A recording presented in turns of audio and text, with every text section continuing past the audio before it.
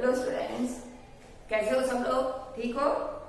चलो कंटिन्यू करेंगे। 5th chapter धरती की शान पोयम थी, उसमें मैंने आपको ऑब्जेक्टिव्स और जो है वो फर्स्ट इसके fill in the blanks, choose the correct word, बराबर, और एक एक वाक्य के क्वेश्चन आंसर इतना आप लोगों ने कर लिया है। उसमें अब निकालो पेज नंबर 38, है ना। पोयम में मैंने होमवर्क दिया था कि वो जो गांव गोरी वाली जो मूवी है उसका वो सॉन्ग है, तो आपको उसमें से ये करके जो है उसको लर्न करना है, ठीक है ना। सुन के लर्न करना है, बराबर है ना।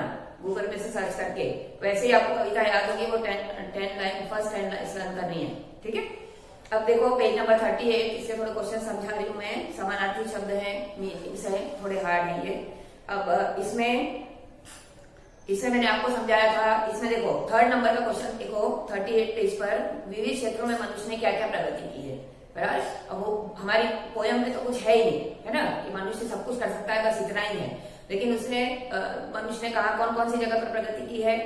विज्ञान, टेक्नोलॉजी, है ना, कृषि, शिक्षा, उद्योग धंधे, इसमें सबसे ज्यादा प्रगति की है। यहाँ तक कि मनुष्य जो है अभी चांद तक पहुंच चुका है। और वैज्ञानिक जो है रोज नए नए प्रयोग करते हैं।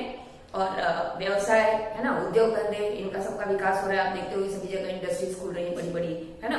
तो सभी क्षेत्र में जो है मनुष्य ने विकास किया है। आपको ये सब लिखना है इसमें। फिर मनुष्य सब जीवों से महान क्यों कहलाता है ना। तू है महान, तू है धरती की शान, ये कवि ने क्यों कहा है? क्योंकि धरती पे जितने भी जो है वो सांस लेते हैं जो लोग, उसमें से मनुष्य को जो है श्रेष्ठ वरदान मिला है ना। मनुष्य जन्म सबसे श्रेष्ठ है क्योंकि उसको बुद्धि का वरदान मिला है। और उसने इसी के आधार पे जो है बहुत बड़े बड़े आविष्कार किए। सबसे खास जो है मनुष्य को वरदान मिला है, वाणी का वरदान मिला है, ठीक है ना। उसके पास भाषा की शक्ति है जिससे वो सभ्यता और संस्कृति का विकास कर सकता है ना। इसलिए वो मनुष्य सबसे अलग। आपने देखा होगा कि जितने भी जीव जंतु हैं ये सब बोल नहीं सकते, है ना। मनुष्य को जो है भगवान ने वाणी का वरदान दिया है जिसके आधार पे वो बहुत कुछ कर सकता है ना। तन की और मन की शक्ति से वो बहुत कुछ कर सकता है, ठीक है। फिर उसके बाद मनुष्य क्या क्या कर सकता है। इसमें देखो एक ही चीज मैंने समझाई थी आपको, बहुत अलग अलग तुलना की है। जैसे कि मनुष्य पहाड़ों को तोड़ सकता है, नदियों के बहाव को रोक सकता है, ठीक है, मिट्टी से अमृत निकाल सकता है, धरती और आकाश को एक कर सकता है। ये सब तुलना है, ये सब बहुत बड़ी चीजें हैं। ऐसा व्यक्ति कोई कुछ भी नहीं कर सकता है। लेकिन इससे कवि ने क्या हमको तुलना बताई है कि मनुष्य असंभव काम को भी संभव कर सकता है, कोई भी काम, ठीक है। नदियों के बहाव को तो रोक नहीं सकते, बराबर है ना, वो तो सीधे आगे बढ़ती। धरती आकाश को कोई भी एक नहीं कर सकता। उसका मतलब होता है कि असंभव कार्य को, कोई भी कठिन से कठिन कार्य को संभव करके दिखाना, ठीक है। इस प्रकार मनुष्य असंभव लगने वाले काम को भी संभव कर सकता है। फिर मनुष्य युग का आह्वान कैसे करता है, एक नया युग कैसे ला सकता है मनुष्य इस धरती पर।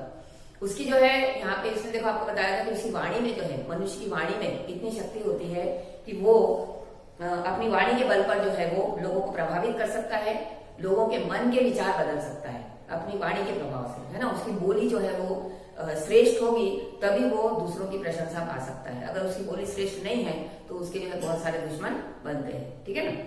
इस प्रकार वाणी के प्रभाव से जो है वो एक नया युग बना सकता है।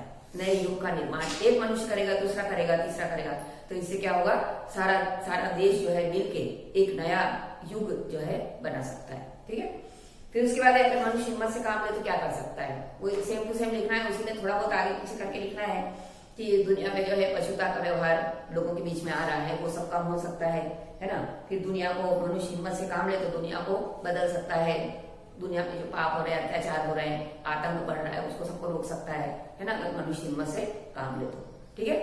और फिर उसके बाद में इसमें ये सब करना है। फिर समानार्थी शब्द में थोड़े से अलग है। देखो माटी मतलब मिट्टी लिखना है, अग्नि, आग, अंबर, आकाश, ये तो सब मैंने पढ़े हुए हैं। फिर शब्दों के अर्थ में देखो थोड़ा अलग है। इसमें समानार्थी के बदले में लिखा है शब्दों के अर्थ लिखो, तो वो सेम मीनिंग होता है। हर्ष, पुष्ट, हट्टा कट्टा, इसमें थोड़ा सा अलग है। देखो संवाद मतलब बातचीत, है ना। जौहर मतलब पराक्रम, ये थोड़े अलग शब्द हैं। वेदांत मतलब ब्रह्म विद्या, शागिर्द शिष्य, है ना। फिर वृत्ति मतलब मनोदशा, है ना, मुकद्दर किस्मत या भाग्य। फिर अजनबी मतलब अपरिचित, ठीक है। फिर ये मैच करके लिखना है। इसमें विरुद्धार्थी शब्द देखो, विरुद्धार्थी शब्द लिखना है, फिर उसके सेंटेंस बनाना है। तो आपको सेंटेंस बनाने को नहीं आते हैं एग्जाम में, ठीक है ना, इसलिए आपको सिर्फ विरुद्धार्थी शब्द करना है। जैसे अमृत, विष, वरदान, अभिशाप, ऊंचा नीचा, पाप पुण्य, जीवन मृत्यु, बस इतना ही लर्न करना है, ठीक है ना। इसमें सेंटेंस दिए हुए हैं तो वर्ब में है इसे लिखना है अपने को, लर्न करना, लेकिन कभी आ भी सकते हैं, लेकिन अभी ज्यादा करके तो समानार्थी विरोधी ऐसे ही लिखने के लिए आते हैं। फिर शब्दकोश के क्रम में लिखना है। शब्दकोश में आपको मालूम है कक्का वाली जो होता है अ आ इ ई से शुरू करते हैं और फिर उसके बाद क ख ग घ वाले शब्द शुरू करते हैं, जैसे आईना, क्षति, झंकार, है ना, तूफान, नयन, वरदान, और श लास्ट में आता है तो लास्ट में क्या आएगा, शीश, ठीक है। प्रवृत्ति में देखो, इसमें आपको कुछ नहीं करना है, खाली इसमें प्रकृति के 5 तत्व कौन से हैं जिनसे मिलकर हमारा शरीर बना है। तो 5 तत्व हैं पृथ्वी, अग्नि, जल, पाताल, आकाश।